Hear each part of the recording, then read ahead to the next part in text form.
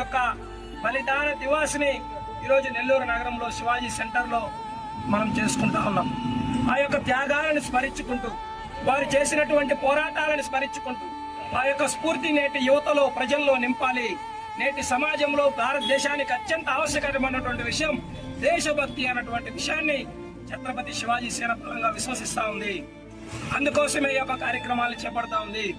రేపటి తరంలో దేశభక్తి లేకపోతే భవిష్యత్ తరాలకి దేశమే మిగలదు. దీనికి చరిత్ర ఒక తార్కాణం. ఈరోజు అఖండ భారతంలో అధిక భూభాగాన్ని మనం కోల్పోయామంటే దానికి కారణం ఒకవైపు దండయాత్రలు అయితే మరోవైపు దేశభక్తి లేక బానిసత్వాన్ని తలకెక్కించుకున్నటువంటి స్వదేశీయులు అని చెప్పే విషయాన్ని మనం గుర్తు చేసుకోవాలి.